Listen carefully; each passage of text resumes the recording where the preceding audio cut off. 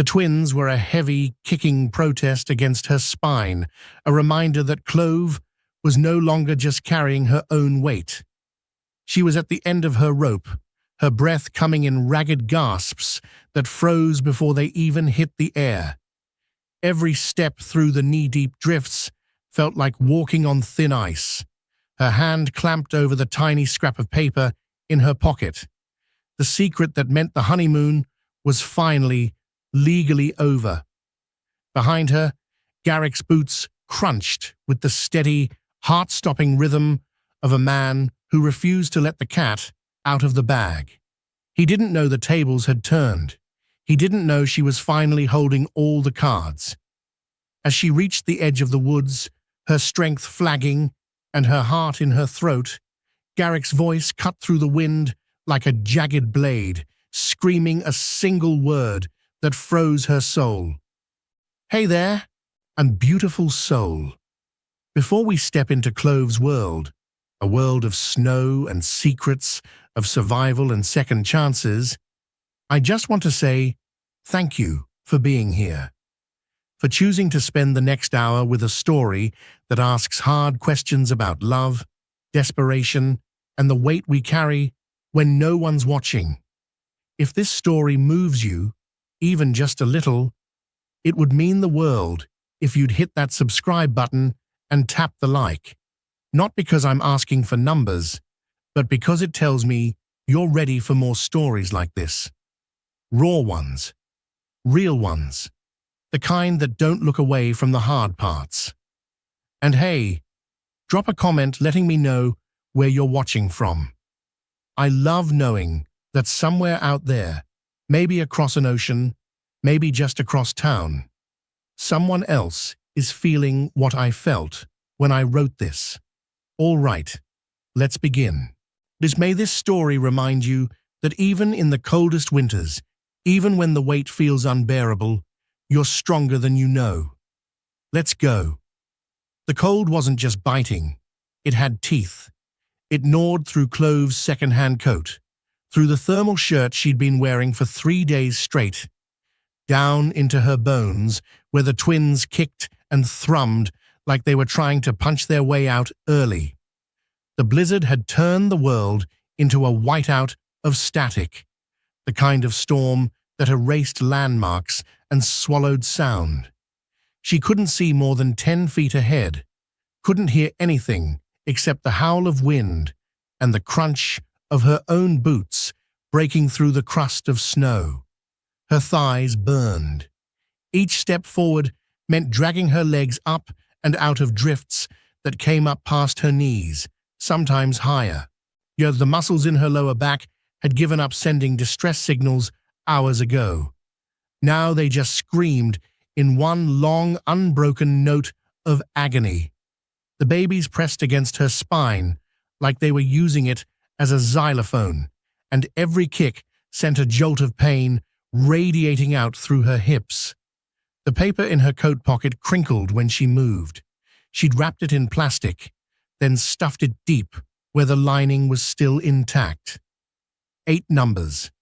That's all it was. 8 numbers that meant the difference between another winter eating ramen and rationing the heat, and something else. Something she couldn't even let herself think about yet, because thinking about it meant believing it. And believing it meant the fall would be so much worse if this all went sideways. Behind her, Garrick's boots kept their rhythm. Crunch, crunch, crunch. He was close, and too close. She'd gained maybe 50 yards when she first ran, when the adrenaline had been fresh, and her body hadn't yet remembered it was hauling an extra 45 pounds of baby and fluid and fear. Now he was closing the gap, and she knew that if she stopped, if she let him catch up, everything would end in a way she couldn't take back. The tree line rose up ahead like a dark mouth. The pines were so thick with snow, their branches bent nearly to the ground, creating a maze of white-draped shadows. If she could make it into the woods, maybe she could lose him. Maybe the tracks would fill in fast enough. Maybe the storm would give her what it had already taken from her, a fighting chance. Her boot caught on something buried under the snow. She went down hard, her hands plunging through the crust into the powder beneath, and her belly hitting the drift with enough force to knock the wind out of her. For a second, she couldn't breathe, couldn't think, just lay there in the snow like a beached whale while her lungs tried to remember how to work, and the babies threw what felt like a synchronized tantrum against her ribs. Get up, get up. She forced herself to her knees, then her feet, her whole body shaking now, not just from cold, but from the effort of keeping upright. The contraction, when it came, wasn't sharp. It was a slow, deep squeeze that started low in her pelvis and wrapped around her middle like a fist. Braxton Hicks. Had to be. She was only 36 weeks. The twins weren't supposed to come for another month, and her body had been threatening false alarms for weeks now. Practice runs that left her breathless and terrified before they faded into nothing. This one didn't fade, it held, tightening and tightening until she had to brace her hands on her knees and breathe through her teeth, counting in her head. 1 Mississippi, 2 Mississippi, 3 Mississippi, 20 seconds. Then it let go, leaving her gasping and dizzy. Braxton Hicks didn't last 20 seconds. Clove, Garrick's voice cut through the wind, closer than she'd thought. Close enough that she could hear the ragged edge in it, the desperation that made her stomach drop. She didn't turn around, didn't answer, just pushed herself upright and stumbled forward into the trees. The forest swallowed her whole. The wind was quieter here, muffled by the snow-heavy branches, but the cold bit deeper without the open sky above. Her hands were numb inside her gloves. Her face felt like it belonged to someone else, the skin tight and burning from windburn. She kept one hand pressed against a tree trunk as she moved, using the pines to steady herself when the ground dipped or the drifts got too deep. The paper crinkled again.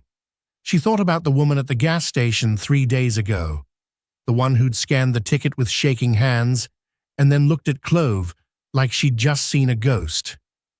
"You need to sign this," she'd said, her voice barely above a whisper.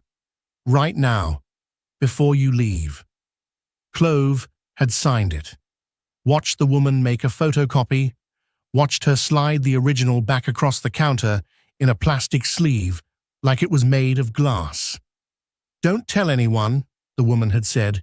"Not until you talk to a lawyer, and not until you're ready." She hadn't been ready, hadn't even started to process what it meant. She'd walked out of that gas station and straight into a snowstorm, literal and otherwise, because when she got home, Garrick had been waiting in the kitchen with blood on his knuckles and a look in his eyes she'd never seen before. That's when she knew she had to run. Another contraction hit, stronger this time. 30 seconds. She counted through gritted teeth, her back pressed against a tree while her body tried to turn itself inside out.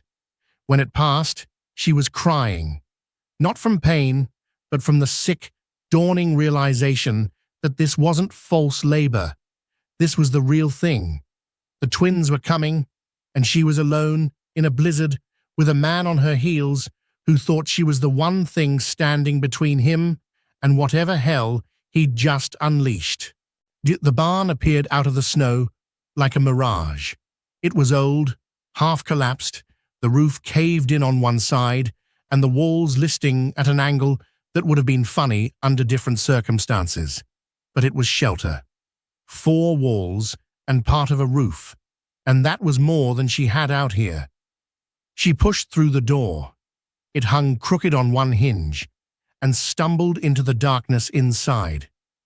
The wind still howled through the gaps in the boards, but it was quieter, warmer even, though that might have just been her body giving up on temperature regulation entirely. There was hay on the floor, old and mouldy, but dry under the top layer of snow that had blown in through the broken roof. She sank down into it, her back against a support beam, and tried to catch her breath. Garrick's boots crunched outside. Closer, closer. She reached into her pocket, her fingers closing around the plastic-wrapped paper. The ticket, the 8 numbers that were supposed to save them, the secret that had turned her into prey. The door creaked open, and Garrick stepped inside. He looked like hell. That was her first thought, watching him block the only exit with his body, snow melting in his hair and his face red from cold and exertion. His coat was open, flapping in the wind that cut through the barn, and she could see the dark stain on his jeans. Blood, her brain supplied helpfully, because it couldn't just let her have one goddamn moment of peace. His hands were bare, the knuckles split and swollen, and when he looked at her, his eyes were wild. "Don't," he said, his voice hoarse. "Don't move." She wasn't planning on it. Another contraction was building, in that slow rising pressure that felt like her body was trying to squeeze her in half. She kept her breathing even, kept her face neutral, and watched him the way you'd watch a stray dog, looking for the moment it decided whether to run or bite. "You saw," he said. Not a question, a statement. "I know you saw, Clove. I know that's why you ran."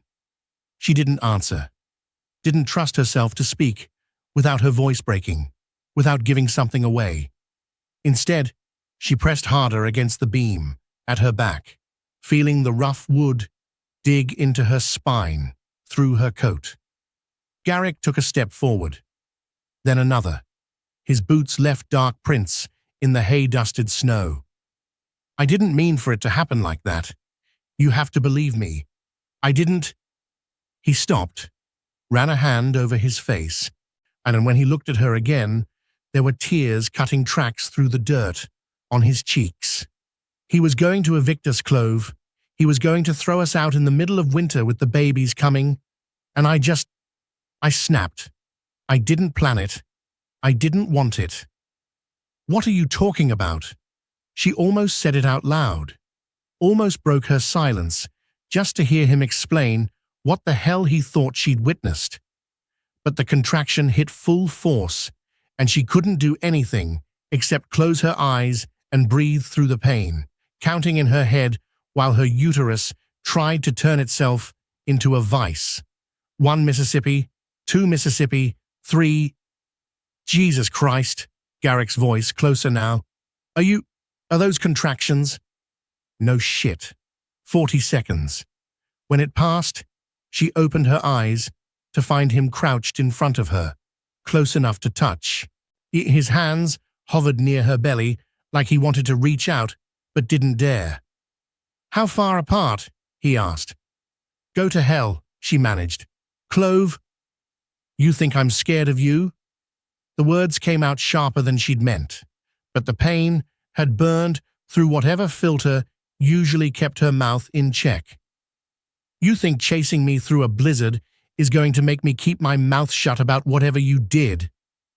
He flinched like she'd slapped him. "I'm trying to protect you. If you tell anyone, if you go to the cops, they'll come after you too. You were there, Clove. You were in the house." She hadn't been in the house. She'd been at the gas station, buying a lottery ticket with their last $5, while Garrick stayed home to talk to the landlord. That's what he'd said. Just talk. But she didn't correct him, didn't say anything at all, because her mind was racing now, trying to piece together what he'd done, what he thought she knew, and how the hell she was supposed to get out of this alive. 3 months ago, the mental load had finally broken her. Not in a dramatic way, not with yelling or throwing plates or walking out in the middle of the night. Just a quiet collapse in the bathroom while Garrick snored in the next room, her back against the cold tile and her hands pressed over her mouth to keep the sobs from waking him. They'd been fighting about money again. They were always fighting about money. The power bill was overdue, the car needed new tires, and the doctor wanted $800 up front before they'd even consider scheduling a C-section for the twins. And Garrick had looked at her across the kitchen table, the one they'd found on the curb, and hauled up 3 flights of stairs, and said, "We'll figure it out. We always do." But figuring it out meant Clove picking up extra shifts, waitressing, while her feet swelled and her back screamed. It meant skipping meals so Garrick could eat, lying about being full when really she was just too tired to chew. It meant carrying the entire weight of their survival on her shoulders while he talked about his plans, his ideas, his dreams of starting a landscaping business once spring came. Spring never came, not for them, just winter, stretching on and on, a long grey tunnel with no light at the end. She'd bought the lottery ticket on impulse, $5 they didn't have, and money that should have gone toward diapers or formula or the mountain of debt they'd never climb. But she'd been standing in line at the gas station, staring at the rack of scratch-offs and draw tickets, and something in her had just given up on being practical, on being responsible, on carrying everything alone. Let fate decide, she'd thought. Let someone else carry it for once. She picked her numbers without thinking. Birthdays, anniversaries, the day she'd found out she was pregnant. Stupid, superstitious bullshit. But when the woman scanned the ticket 3 days later and the machine started beeping, when she looked up with those wide, terrified eyes and said, "You won," Clove had felt something crack open inside her chest. Not joy, not relief. Terror. Because winning meant everything changed. And winning meant Garrick would want to know where the ticket came from, how much they'd won, what they were going to do with it. Winning meant lawyers and taxes and people coming out of the woodwork with their hands out, expecting a piece of what was hers. Winning meant she couldn't disappear into the background anymore, couldn't be invisible, couldn't protect herself by staying small. And more than that, deeper than that, winning meant she finally had a choice. She could leave. The contraction pulled her back to the present, stronger than the last one. She couldn't breathe through this one, could only grip the support beam behind her and make a sound she didn't recognize, something animal and raw that echoed off the barn walls. Garrick was talking, but she couldn't hear him over the roaring in her ears. It couldn't focus on anything except the pain and the terrible building pressure that meant one of the twins was pushing down, getting ready whether she was ready or not. When it passed, she was shaking so hard her teeth chattered. "We need to get you to a hospital," Garrick said. His voice had changed, lost some of that desperate edge. Now, he just sounded scared. "Clove, you can't have the babies here. Not like this." "Then leave," she said. "Walk out. Let me go." "I can't." He shook his head, still crouched in front of her, his hands on his knees, like he was trying to hold himself together. "If you tell them what I did, I don't know what you did." The words tore out of her, louder than she'd meant. "I wasn't there, Garrick. I don't know what the hell you're talking about." The silence that followed was so complete, she could hear the wind whistling through the cracks in the walls, could hear her own heartbeat hammering in her ears, could hear Garrick's sharp intake of breath as what she'd said finally registered. "You weren't—" He stopped, started again. "The landlord, Yarborough, you didn't see—" "I was at the gas station." Each word came out clipped, bitten off. "Buying a lottery ticket, while you were home doing whatever the hell you did to make you think I'm your enemy now." He stood up, stumbled back a step, his hand going to his mouth.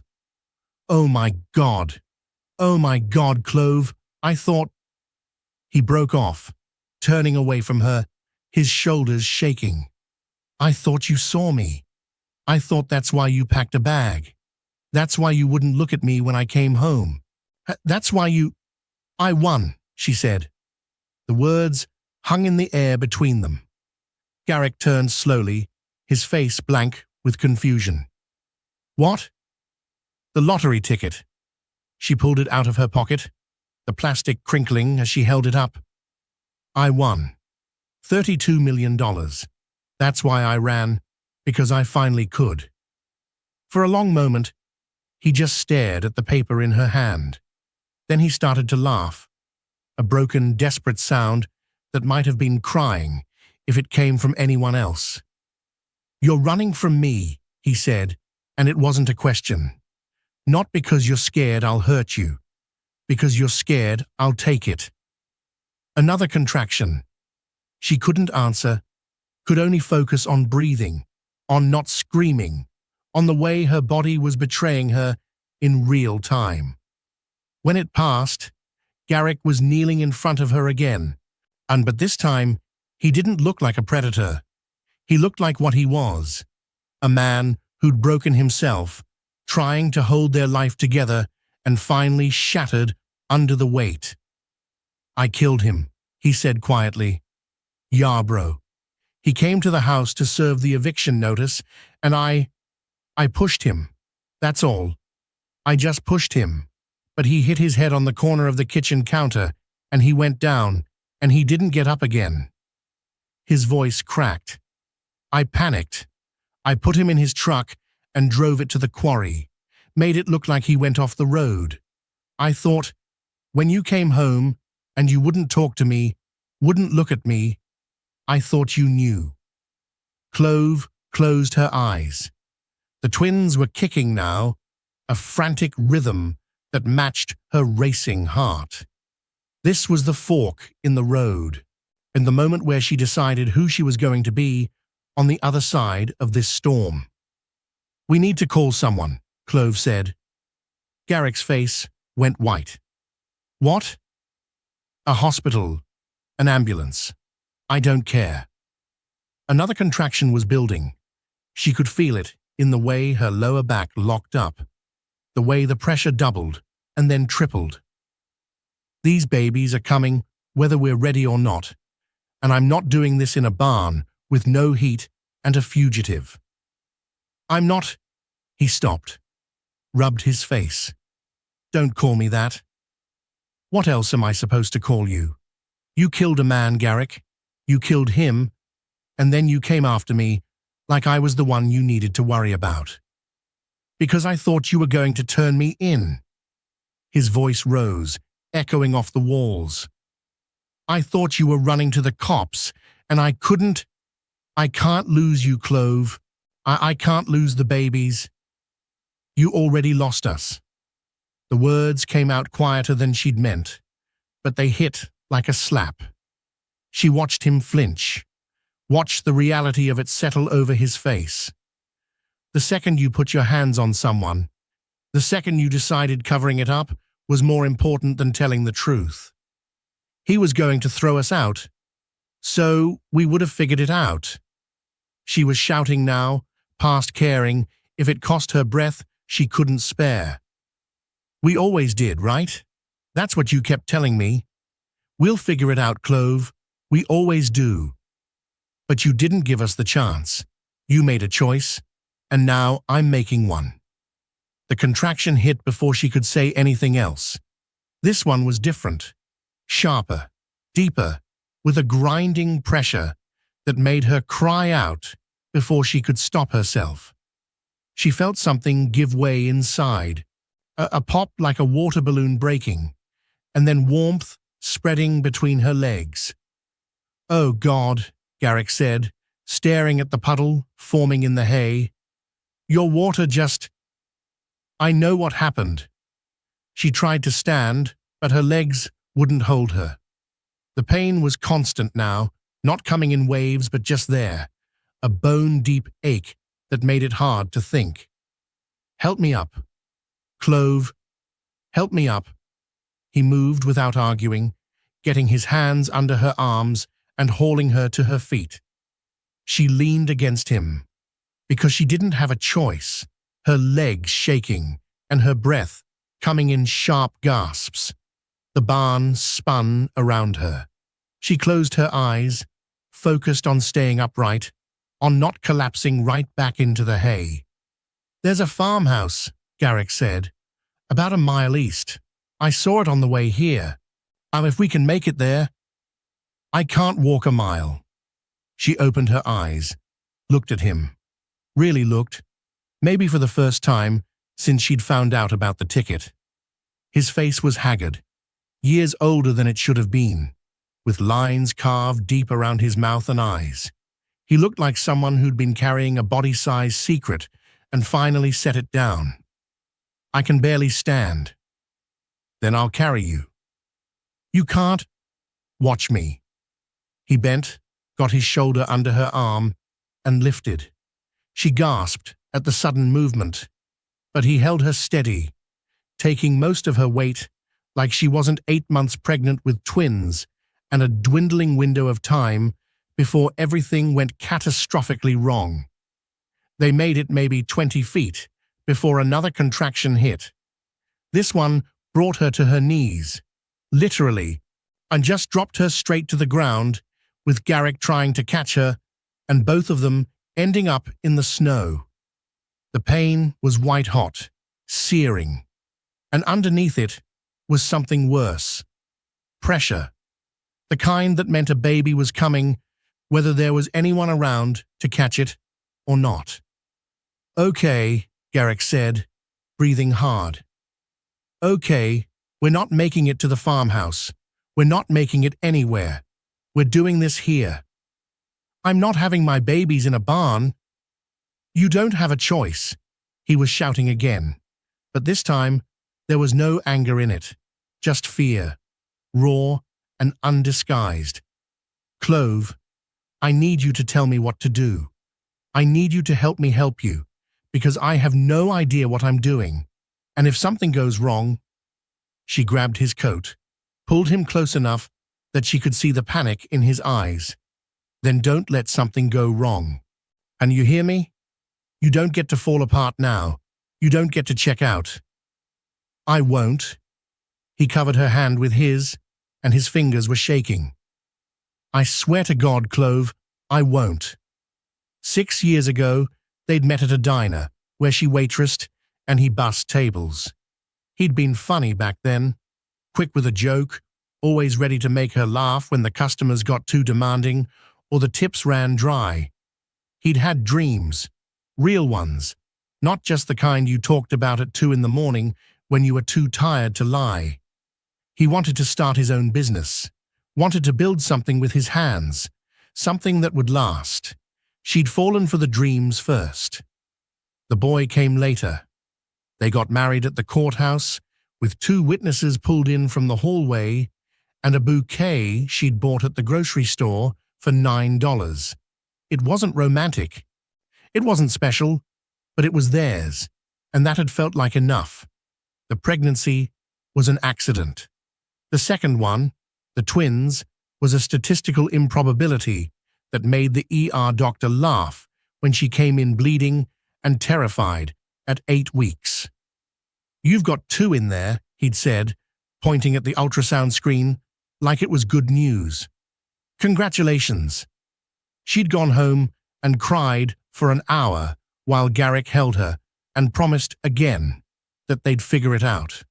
But somewhere between the first trimester and the third, between the bills piling up and the eviction notices and the nights where she couldn't sleep because the babies wouldn't stop kicking, Garrick had stopped being the boy with dreams.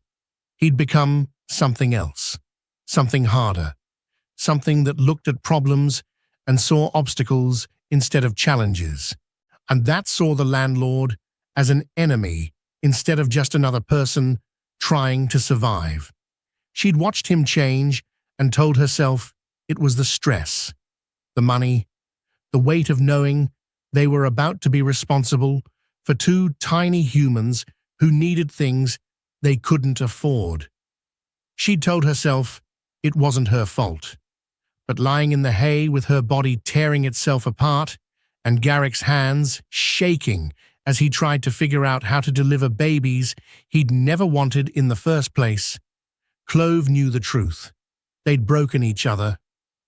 "I can see the head," Garrick said, and his voice was steadier now, calm even, like he'd flipped a switch and become someone else entirely, someone who could do this without falling apart. "On the next contraction, I need you to push. Can you do that?" She nodded, too breathless to speak. The pain had gone past white-hot into something else, something that felt like her body was splitting in two. But underneath it was a different kind of urgency, one that had nothing to do with fear and everything to do with the fact that there was a baby, her baby, trying to be born, and she was the only one who could get it here. The contraction came. She pushed, felt something give, felt Garrick's hands guiding the baby out, and then crying, high and thin and furious, the sound of a brand new human who was pissed about being evicted from the only home they'd ever known. "It's a girl," Garrick said, and he was crying now too, his voice breaking on the words. "Clove, it's a girl." He wrapped the baby in his coat, the only clean thing they had, and placed her on Clove's chest. She was tiny, red-faced, and screaming, and with a shock of dark hair plastered to her skull. Clove touched her cheek, felt the impossible softness of brand new skin, and something in her chest cracked wide open. "One more," she whispered. "There's one more." The second baby came faster, like she'd been waiting for her sister to go first. Another girl, smaller than the first, quieter. Garrick wrapped her in Clove's coat this time, and when he laid her next to her sister, the crying stopped. Both of them. Just stopped. And in the silence, with her daughters warm against her chest, and Garrick kneeling in the hay with blood on his hands and tears on his face, Clove made her choice. "We're going to turn you in," she said. Garrick's head snapped up. "What?" "You heard me." She kept her voice steady, kept her eyes on the babies. "We're going to call the cops. You're going to tell them what happened with Yarborough, and then I'm going to take the girls somewhere safe, while you deal with whatever comes next." "Clove, I'm not asking." She looked at him now, met his eyes across the space between them. "You killed a man, Garrick. You don't get to walk away from that. And I don't get to spend the rest of my life wondering when you're going to snap again, when the stress is going to be too much, and you're going to make another choice I can't come back from. I did it for us." His voice broke on the words. "I did it to keep us together." "No." She shook her head, felt one of the babies shift against her chest. "You did it because you were scared, and I get that. I do. But being scared doesn't give you the right to take someone's life. It doesn't give you the right to make me complicit by chasing me through a blizzard and terrifying me into silence. I wasn't trying to scare you, but you did." The anger came then, hot and sudden, burning through the exhaustion and the pain. "You scared me so badly, I ran into a storm, 8 months pregnant, because I thought staying was more dangerous. Do you understand that? Do you understand what that means?" He didn't answer, just sat there in the hay, with his head in his hands, shoulders shaking. "I loved you," Clove said quietly. "I loved the boy who made me laugh at the diner, the one who had dreams and believed in things. But that boy's gone, and I don't know who you are anymore." "I'm still me." He looked up, and his face was wrecked. "I'm still the same person, Clove. I made a mistake. A mistake is forgetting to pay the water bill. A mistake is burning dinner." She shifted the babies, felt them both settle against her heartbeat. What you did was a choice, and now you have to live with it. And you? His voice was barely a whisper. What are you going to do? She looked down at her daughters, unnamed, perfect, impossibly small. I'm going to take this ticket and cash it in. I'm going to hire a lawyer, set up a trust for the girls, and disappear somewhere you can't find us. Somewhere they'll be safe. They're my daughters too. I know. And she did. She could see it in the way he'd held them, in the gentleness of his hands when he'd wrapped them in the coats. But you don't get to be their father from a prison cell, and you don't get to be part of their lives until you've paid for what you did. How long? The question came out choked. How long before I can see them again? I don't know. It was the truth. However long it takes. He stood slowly, his legs shaking, and walked to the barn door. The storm had started to let up. The wind was dying, the snow falling lighter now. In the distance, through the trees, she could see the faint glow of lights. The farmhouse he'd mentioned, maybe, or help. Either way, it meant they weren't alone out here anymore. Garrick pulled out his phone. No signal, but he turned it on anyway, stared at the screen like he was memorizing it. Then he turned back to her. I'm sorry, he said, for all of it, for not being the man you needed, for not being strong enough to ask for help before it came to this. I know. I'm going to turn myself in. I'm going to make this right. I know, she said again. He nodded once, then walked out into the snow. 3 hours later, they found her. Paramedics, police, a whole convoy of people who swarmed the barn and turned it into something out of a disaster movie. They took the babies first, wrapped them in heated blankets, and checked their vitals while Clove watched through eyes that wouldn't quite focus. Then they got her on a stretcher, started an IV, asked her questions she couldn't answer because her brain had finally hit its limit and shut down everything except the basics. Breathe, blink, stay awake. Garrick was gone. She heard someone say he'd walked to the farmhouse, made the call himself. Lou waited on the porch until the cops arrived. They'd taken him away in a separate car, lights flashing, but no sirens. Like they were being respectful about it. Like it mattered. At the hospital, they cleaned her up and stitched the tears and monitored the babies in the NICU for hypothermia that never came. Miracles, the doctors called them. Lucky, the nurses said. Clove didn't feel lucky. She felt hollowed out, scraped clean, like someone had reached inside and removed everything that made her her, leaving behind just the shell. But when they brought the babies to her room, both of them pink and healthy and impossibly alive, something shifted back into place. Not healed, not whole. Just there. A piece of herself she'd thought was gone forever, returned in the form of 2 tiny girls who didn't know yet how badly the world could hurt them. And she named them in the quiet hours before dawn, while the hospital slept and the snow kept falling outside the window.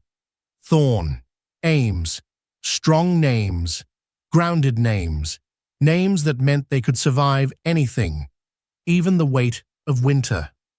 6 months later, Clove stood in front of a house she'd bought with cash. It was small.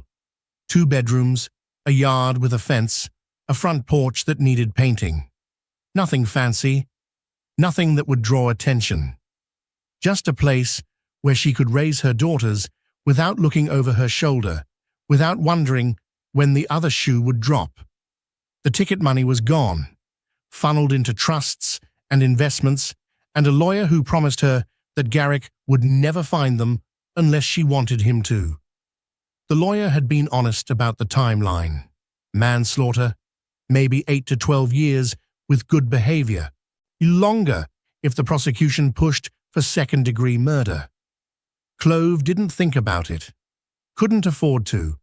Not when there were diapers to change and bottles to warm and two little girls who needed her to be steady when everything else was falling apart.